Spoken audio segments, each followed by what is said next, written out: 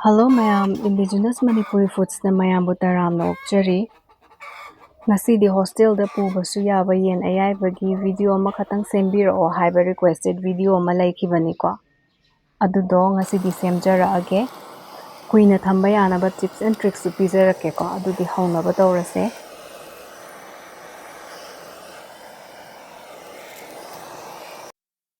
Ngasi aina yainaba lawriba yense Black Astrolabe ka BB380 oidoinebako.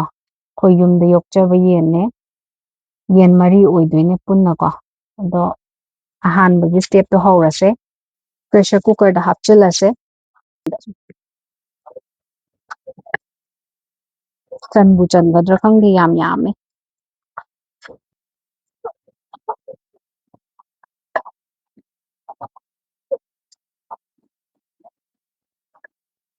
Channaba hekta hapchile. Thumdo oknaba changda phajana hapase ko huren thum amuk totlaroi. Isingse tengkot macha ama hapase. Mahi yam hapagi mathau tadeba natradi mahaudo mahida loi chatkidoinidana. BB380 siju khara su kanbaneba ko. Aduna khara phajana mulakpagi changdo adu phawba kam thoage. Kaigumba akhoi yense kanghalaba matungda injang ke ka thongbada hapning taragasu ko. Amuk cooker da kamnadrasu thotnabani ko.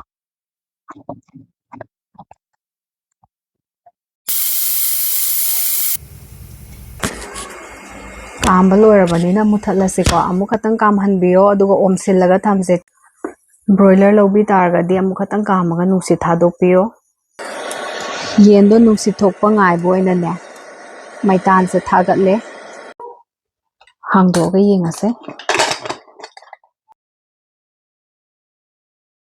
sida loina haidarase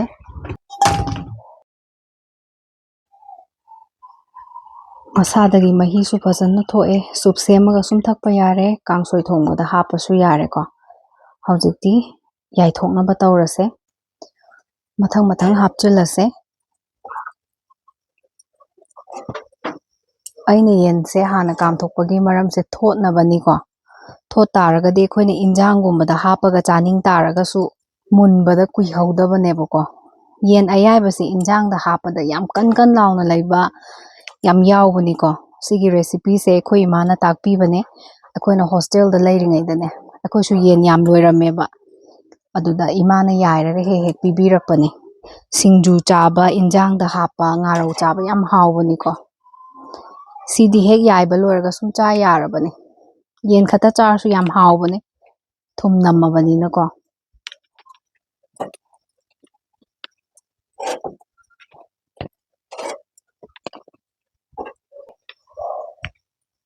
loina channaba haphauradamne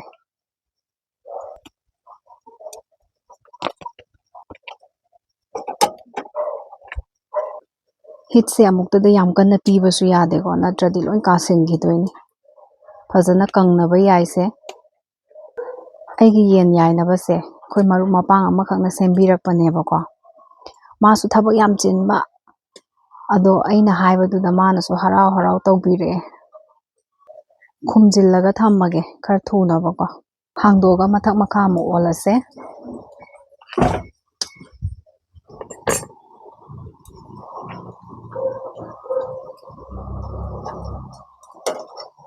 khara toina mathak makha onbidradine hekta kasinbasu yaubani ko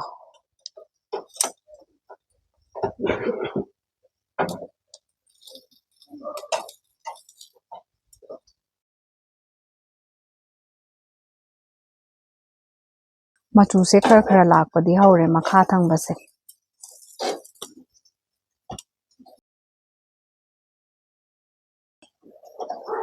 thau su tap tare makha se thau khuthok amani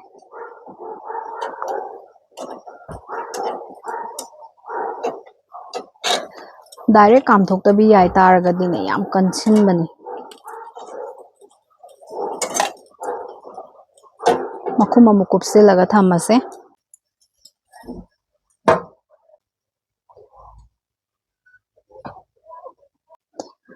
amuk hangdoga check tawrase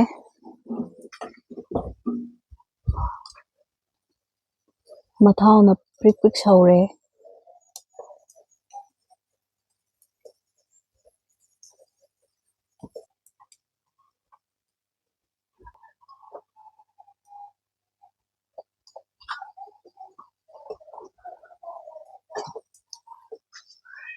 barbecue ꯒ꯭ꯔꯤꯜꯁꯦ ꯂꯩꯇꯕ ꯇꯥꯔꯒꯁꯨ ꯃꯩꯐꯨꯗ ꯑꯣꯏꯔꯁꯨ ꯌꯥꯏꯕꯤꯌꯨꯀꯣ ꯁꯨꯝ ꯌꯥꯕꯅꯦ ꯑꯗꯨꯒ ꯊꯥꯎꯒꯤ ꯇꯤꯟ ꯂꯩꯗꯥꯏꯅꯦꯀꯣ ꯑꯗꯨꯗꯁꯨ ꯁꯨꯝ ꯁꯦꯝꯕ ꯌꯥꯕꯅꯦ ꯃꯌꯥꯏ ꯇꯪꯈꯥꯏ ꯀꯛꯊꯠꯂꯒ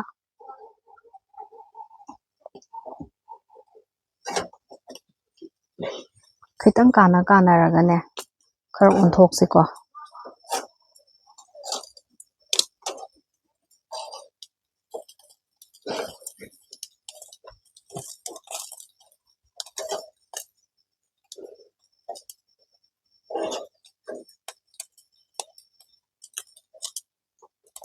ꯃꯩꯁꯦ ꯐꯖꯅ ꯀꯟꯕ ꯍꯧꯔꯛꯑꯦ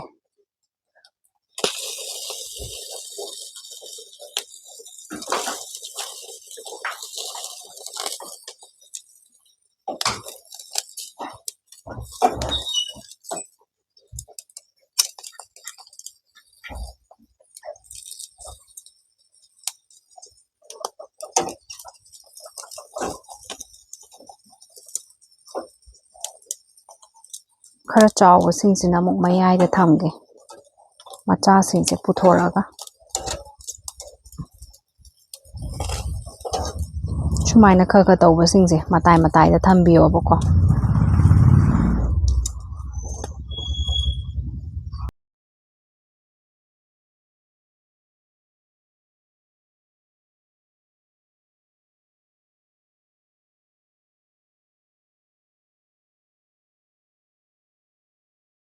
ꯃꯈꯨꯝ ꯍꯥꯡꯗꯣꯛꯑꯒ ꯉꯥꯛꯇꯪ ꯊꯝꯒꯦ ꯃꯩꯁꯦ ꯐꯖꯅ ꯀꯟꯈꯠꯂꯛꯑꯦꯕꯀꯣ ꯑꯗꯨꯅ ꯈꯔ ꯇꯣꯏꯅ ꯑꯣꯟꯊꯣꯛ ꯑꯣꯟꯁꯤꯟ ꯇꯧꯗ꯭ꯔꯗꯤ ꯌꯥꯔꯔꯣꯏ ꯍꯧꯖꯤꯛꯇꯤ ꯂꯧꯊꯣꯛꯅꯕ ꯇꯧꯔꯁꯤꯀꯣ ꯃꯁꯥꯅꯁꯨ ꯌꯥꯝ ꯎꯏꯁꯤꯜꯂꯗꯣꯏꯅꯦꯕꯀꯣ ꯌꯥꯝ ꯀꯥ ꯍꯦꯟꯅ ꯌꯥꯏ ꯇꯥꯔꯁꯨ ꯀ꯭ꯔꯪ ꯀ꯭ꯔꯪ ꯂꯥꯎꯔꯒ ꯍꯥꯎꯇꯕꯅꯦ ꯃꯅꯨꯡꯒꯤ ꯃꯍꯤꯗꯣ ꯀꯪꯉꯗꯤ ꯌꯥꯔꯦꯕ ꯑꯗꯣ ꯁꯤꯒꯤ ꯆꯥꯡꯁꯤꯗ ꯁꯨꯝ ꯌꯥꯏꯕꯤꯌꯣ ꯊꯝꯃꯒ ꯃꯁꯥꯅꯁꯨ ꯈꯔ ꯎꯏꯁꯤꯟꯕꯅꯦꯀꯣ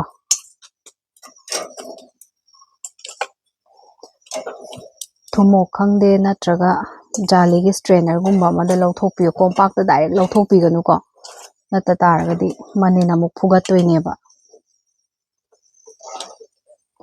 ꯐꯨꯠꯂꯒ ꯌꯥꯏꯕꯒꯤ ꯀꯥꯟꯅꯕꯁꯦ ꯌꯥꯝ ꯀꯥ ꯍꯦꯟꯅ ꯀꯨꯏꯅ ꯌꯥꯏꯗ꯭ꯔꯒꯁꯨ ꯌꯥꯕꯅꯦ ꯑꯗꯨꯒ ꯀꯨꯏꯅꯁꯨ ꯊꯝꯕ ꯌꯥꯕ ꯊꯣꯠꯁꯨ ꯊꯣꯠꯄꯀꯣ ꯊꯣꯡꯕ ꯊꯥꯛꯄ ꯃꯇꯝꯗꯁꯨ ꯉꯥꯔꯧ ꯑꯣꯏꯅ ꯏꯔꯣꯟꯕ ꯑꯃꯒꯁꯨ ꯁꯨꯝ ꯆꯥ ꯌꯥꯔꯕꯅꯦ ꯁꯤꯗꯤ ꯃꯌꯥꯝꯁꯨ ꯇ꯭ꯔꯥꯏ ꯇꯧꯕꯤꯌꯣ